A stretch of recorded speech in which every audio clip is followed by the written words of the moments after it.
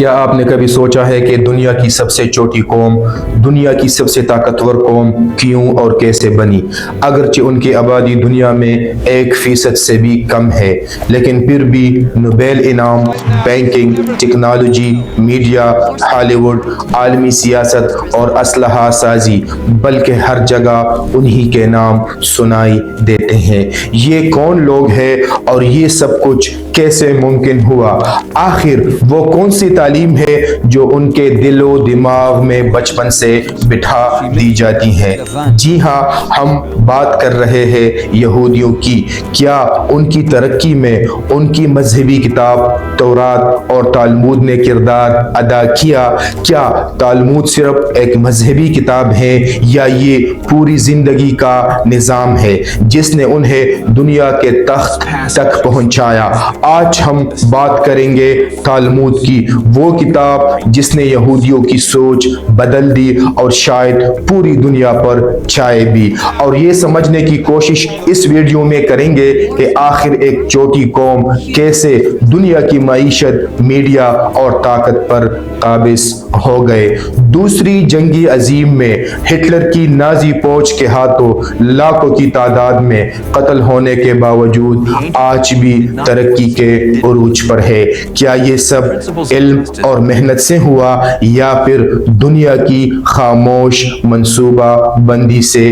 چلے ان کی اندھے کی سوچ اور کہانی کو سمجھنے کی کوشش کرتے ہیں اور شروع کرتے ہیں تالمود کی حیران کن داستان جس نے یہودی قوم کو زمین سے آسمان تک پہنچایا۔ تالمود یہودیوں کی وہ بدنام زمانہ کتاب ہے جو صدیوں سے ان کی زندگی کے بڑے بڑے فیصلے کرتی ہیں۔ یہ کتاب تورات کے بعد ان کے لیے سب سے مقدس مانی جاتی ہے، بلکہ وہ اس کتاب کو تورات سے بھی زیادہ اہمیت دیتے ہیں۔ اس کتاب میں مذہبی احکامات اور شریعت کے ساتھ ساتھ زندگی گزارنے کے اصول، کاروبار کے طریقے، تعلیم، فیصلے، حتیٰ کہ انسانی رویوں تک کی وضاحت موجود ہے۔ یہ کتاب 2 حصوں پر مشتمل ہے۔ پہلے حصے کو مشنا کہتے ہیں جو بنیادی اصول بتاتی ہیں، اور دوسرا حصہ گمارا کہلاتا ہے جو پہلے حصے کے اصولوں کی تشریح اور وضاحت بیان کرتا ہے۔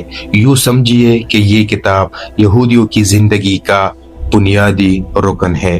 ہر یہودی بچہ اس کتاب یعنی تالمود سے تربیت پاتا ہے۔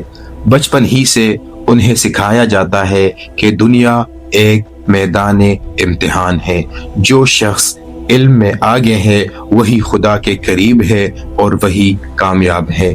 اسی لیے ان کے ہاں تعلیم کو عبادت کا درجہ حاصل ہے۔ مذہبی تعلیم کے ساتھ ساتھ دنیاوی تعلیم ان پر فرض کی گئی ہے۔ یہی سوچ انہیں اسکول سے یونیورسٹی تک نہیں بلکہ پوری زندگی پڑھنے پر مجبور کرتی ہے۔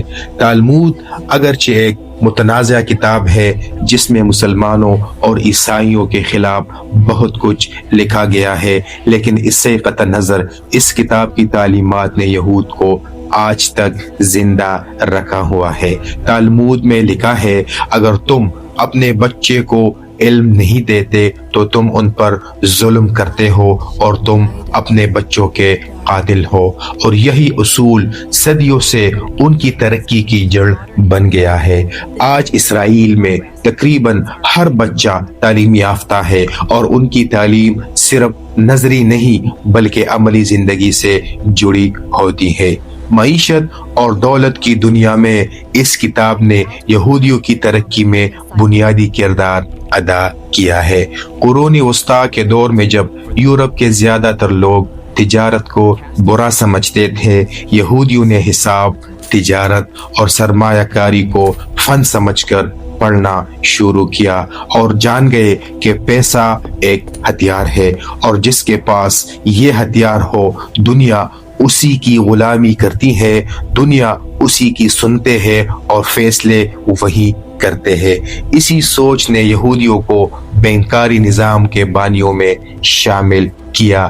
روتھسچائلڈ فیملی نے جب بینکنگ نظام کو منظم کیا تو پہلی بار دنیا میں سود پر قرضے دینے کا رواج بڑھ گیا اور اس سسٹم کے مالک یہود بن گئے۔ اسی وجہ سے وہ ایک عالمی طاقت بن کر ابھرے۔ ملک قرض لینے لگے، حکومتیں ان پر منحصر ہو گئی اور آہستہ آہستہ پیسہ طاقت کا دوسرا نام بن گیا۔ یہ وہ موڑ تھا جہاں سے دنیا کی معیشت یہودی ذہنوں کے زیر اثر آ گئی، اور آج بھی آپ دیکھیں عالمی مالیاتی ادارے، IMF، ورلڈ بینک یا بڑی انویسٹمنٹ کمپنیاں اکثر انہی خاندانوں کے ہاتھوں میں ہے۔ لیکن صرف دولت ہی نہیں، یہودیوں نے علمی سرمایہ بھی سنبھال لیا۔ سائنس، میڈیکل، ٹیکنالوجی، ہر جگہ ان کے نام چمکتے ہیں۔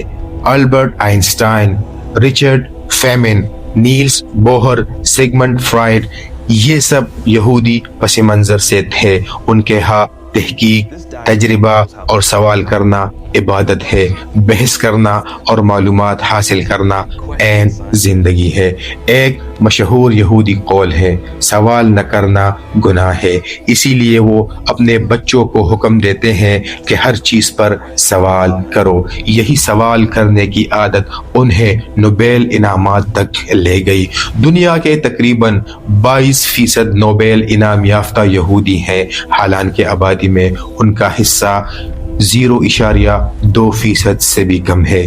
یہودی صرف ذہین نہیں، منظم بھی ہے۔ وہ جہاں بھی جاتے ہیں اپنی کمیونٹی بناتے ہیں، ایک دوسرے کی مدد کرتے ہیں، سرمایہ لگاتے ہیں اور اپنے مفاد کے لیے متحد رہتے ہیں۔ ان کا ایک اصول ہے، اپنے بھائی کے ساتھ اختلاف کرو مگر اس کے خلاف نہ ہو، اور نہ اپنے بھائی کو اکیلا چھوڑ دو۔ اسی اتحاد نے انہیں سیاست اور میڈیا سطح پر ناقابل شکست بنا دیا۔ آپ دنیا کے کسی بڑے میڈیا ہاؤس کا مطالعہ کریں تو پس پردہ اکثر کوئی یہودی سرمایہ کار ہوگا۔ اسی طرح عالمی سیاست میں بھی ان کا اثر واضح ہے، چاہے امریکہ کی پالیسی ہو یا مشرق وسطیٰ کے فیصلے۔ لیکن یہاں ایک تلخ حقیقت بھی ہے، بعض یہودی نظریے یہ سمجھتے ہیں کہ غیر یہودی اقوام ان سے کمتر ہے۔ تالمود کی کچھ تشریحات میں ایسے جملے پائے جاتے ہیں جن میں غیر یہودیوں کو غلام یا کم فہم قرار دیا گیا ہے۔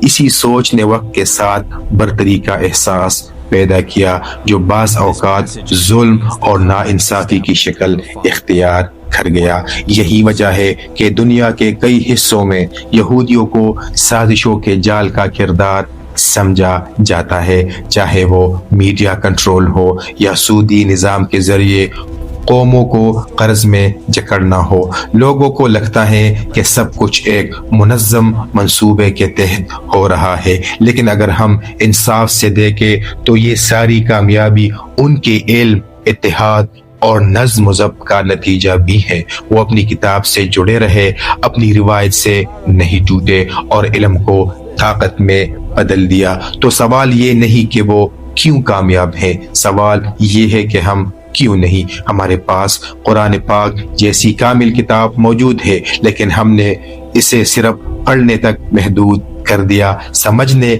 تحقیق کرنے اور عملی زندگی میں اپنانے تک نہیں لے گئے۔ یہودی قوم نے اپنی کتاب تالمود کو زندگی کا رہنما بنایا، اور ہم نے اپنی کتاب کو صرف برکت کے لیے رکھا۔ اگر ہم بھی علم، اتحاد، نظم اور سوال کرنے کی ہمت پیدا کر لے تو دنیا کی قیادت پھر سے بدل سکتی ہے۔ فرق صرف ایک سوچ کا ہے، کیا ہم اپنی کتاب کو سمجھ کر جئیں گے یا دوسروں کے نظام میں غلام بنے رہیں گے؟ تو دوستو، یہ تھی تالمود کی مختصر کہانی، ایک ایسی کتاب جس نے دنیا کی سوچ بدل لی، جس نے یہودیوں کو اپنے اعلیٰ مقام تک پہنچایا، لیکن ہم پیچھے رہ گئے۔ کیا ہم یہ سب نہیں کر سکتے کہ ہم اپنی کتاب کو سمجھ کر اپنی تقدیر خود بدلیں؟